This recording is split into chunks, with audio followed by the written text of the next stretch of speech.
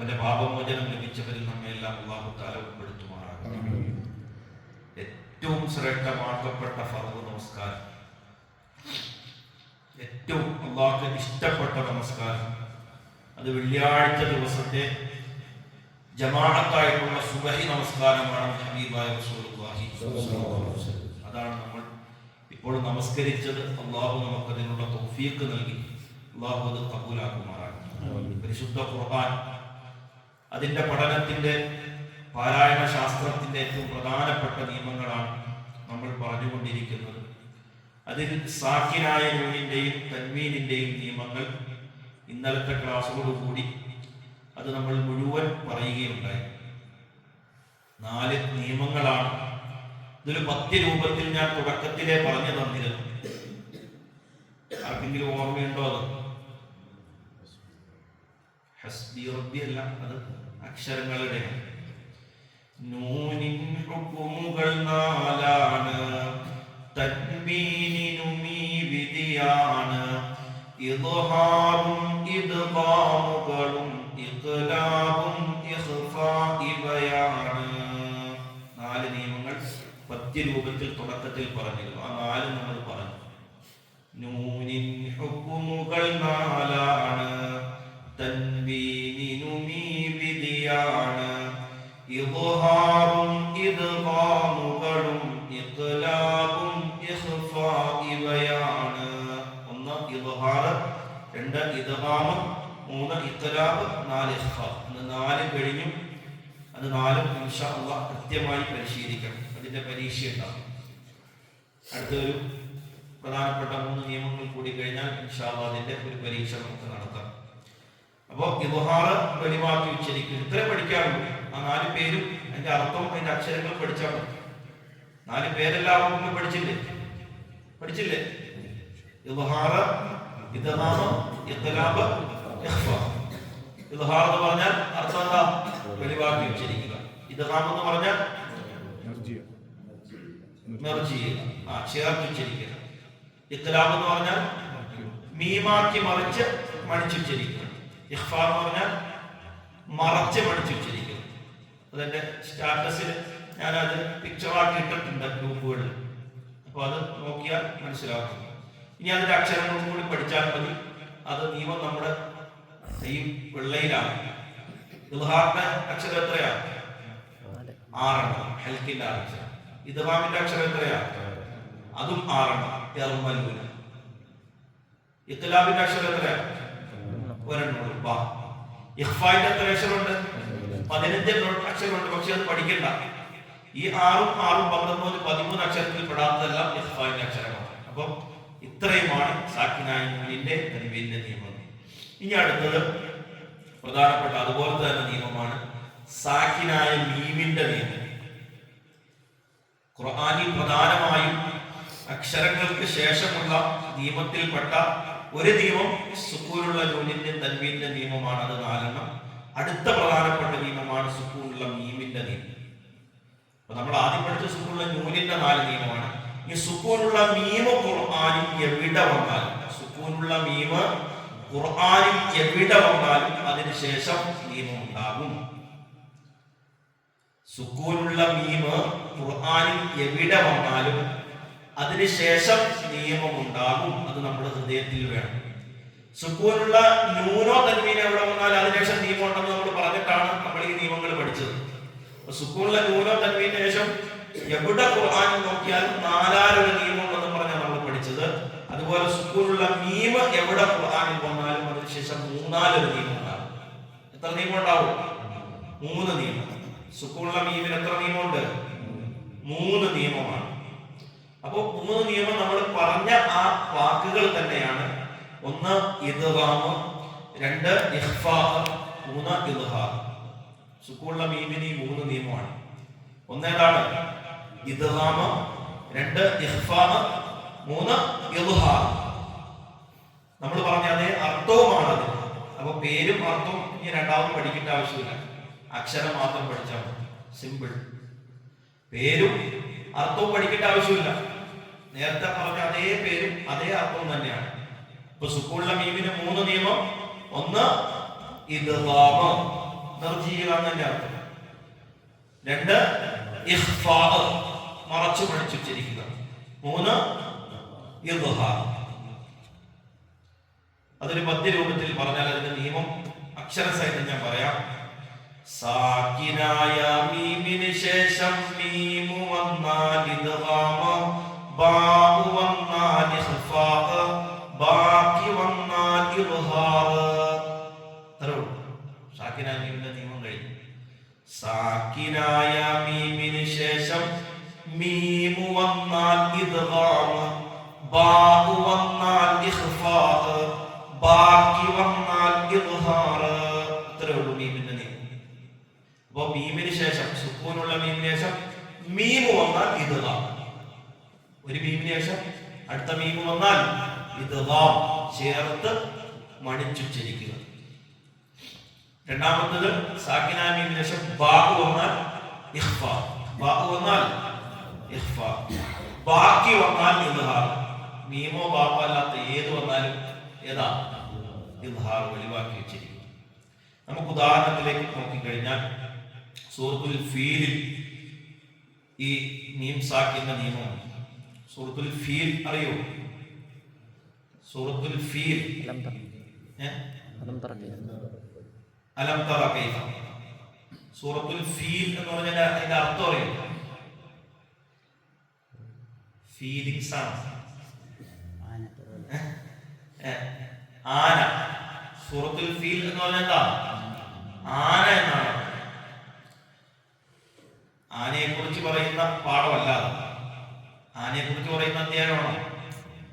പക്ഷെ ആന എന്ന പരാമർശം അതിലുണ്ട്.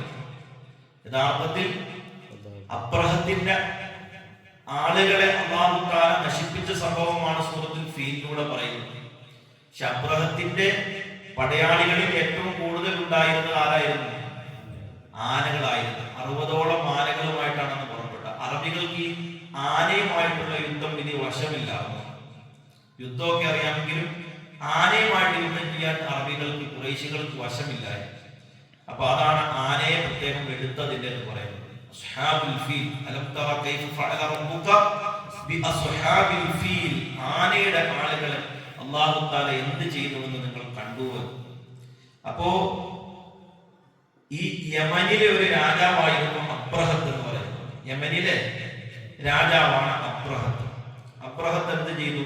അൽ ഖുല്ലൈസ് എന്ന് പറഞ്ഞൊരു വലിയ ചർച്ച നിർമ്മിച്ചു. എന്ത് ചെയ്തു? അൽ ഖുല്ലൈസ് എന്ന് പറഞ്ഞ് വലിയൊരു ചർച്ച നിർമ്മിച്ചു. എന്നിട്ട് എന്ത് ചെയ്തു?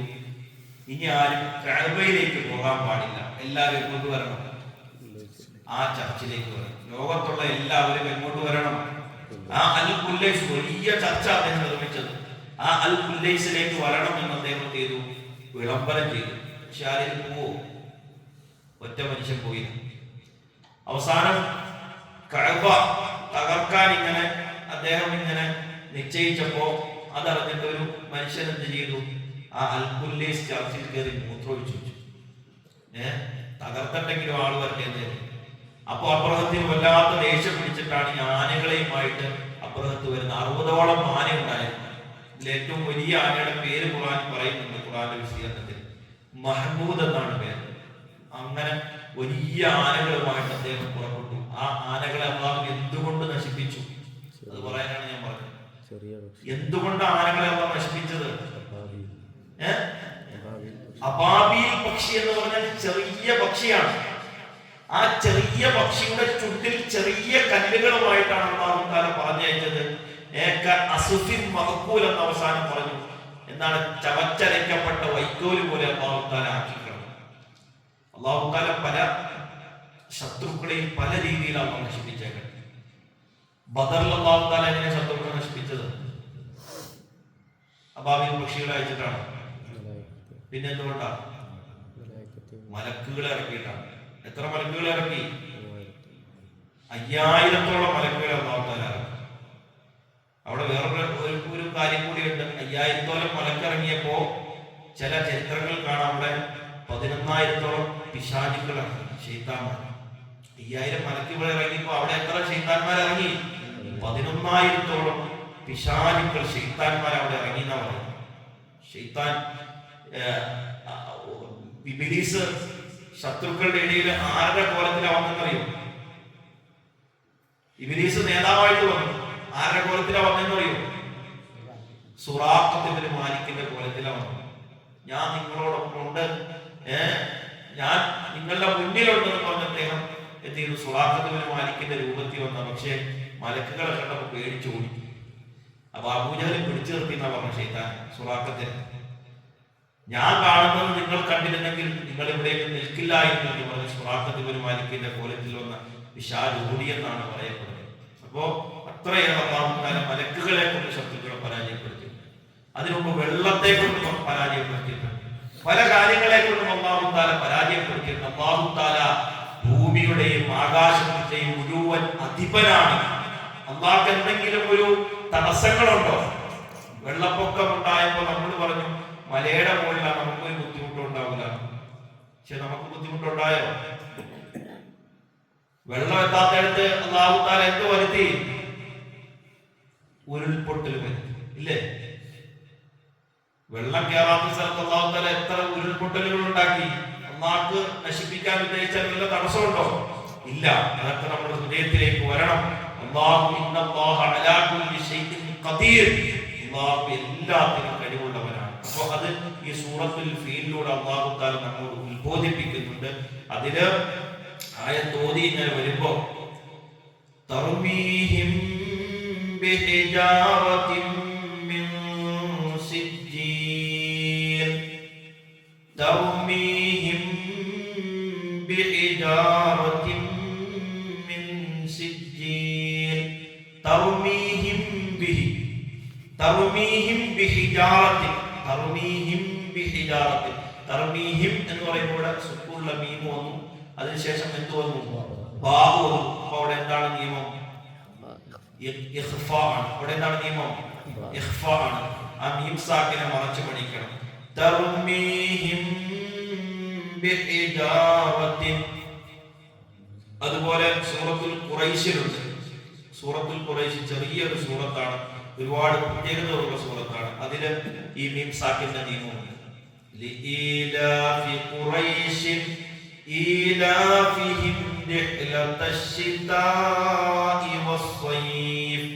ഈലാഫിഹിം റിഹ്ല, ഈലാഫിഹിം എന്ന് പറയുമ്പോൾ സുക്കൂനുള്ള മീം വന്നു, അതിനുശേഷം ഹംസ വന്നു. അപ്പോ അവിടെ ഇദ്ഹാറാണ്. ലീലാഫി ഖുറൈശിൻ ഈലാഫിഹിം റിഹ്ലതശ് ശിതാഇ വസ്സൈഫ് ഫൽയഅ്ബുദൂ റബ്ബ ഹാദൽ ബൈത്തിൽ ലദീ അത്അമഹും മിൻ ജൂ. അത്അമഹും മിൻ സുക്കൂനുള്ള മീമിന് ശേഷം മീം വന്നു. അപ്പോൾ എന്താ നിയമം? ഇദ്ഗാം. അത്അമഹും മിൻ ജൂ. അപ്പോൾ സൂറത്തുൽ ഫീലും സൂറത്തുൽ ഖുറൈശ് രണ്ടും അടുത്തുള്ള സൂറത്താണ്. ഇത് രണ്ടും മതി നോക്കിക്കഴിഞ്ഞാൽ അതിൽ സുക്കൂനുള്ള മീമിന്റെ മുഴുവൻ നിയമങ്ങളും നമുക്ക് കാണാൻ സാധിക്കും. അല്ലാഹു തആല കാര്യങ്ങൾ മനസ്സിലാക്കി പഠിക്കാൻ തൗഫീഖ് നൽകുമാറാകട്ടെ. ഇൻഷാ അല്ലാഹ് നാളെ വരുമ്പോൾ ഈ സുക്കൂനുള്ള നൂനിന്റെയും സുക്കൂനുള്ള മീമിന്റെയും നിയമങ്ങൾ എല്ലാവരും നോക്കിയിട്ട് വരണം. ഞാൻ കുറെ ആയത്തുകൾ ഓതും. അപ്പൊ അതിൽ നിന്ന് നിങ്ങൾ ഇൻഷാ അല്ലാഹ് ഈ നിയമങ്ങളെല്ലാം പറയാം. അപ്പൊ അതിന്റെ ഒരു പ്രാക്ടീസ് ആയിരിക്കും നാളെ. ഞാൻ ഓതുന്ന ആയത്തുകളിൽ നിന്ന് എല്ലാവരും പറയണം അവിടെ ഏതാണ് നിയമം എന്ന്. അപ്പൊ അതിനുള്ള ഒരു പരിശ്രമം ഇന്ന് പോയി ഇൻഷാ അല്ലാഹ് നടത്തിയിട്ട് വരും. എല്ലാവരും നോക്കില്ലേ? ഇൻഷാ അല്ലാഹ് നല്ല നിലയ്ക്ക് ഖുർആൻ പഠിക്കാൻ നമുക്ക് തൗഫീഖ് നൽകി അനുഗ്രഹിക്കുമാറാകട്ടെ. സുബ്ഹാനല്ലാഹി വബിഹംദിഹി സുബ്ഹാനല്ലാഹി വബിഹംദിഹി അഷ്ഹദു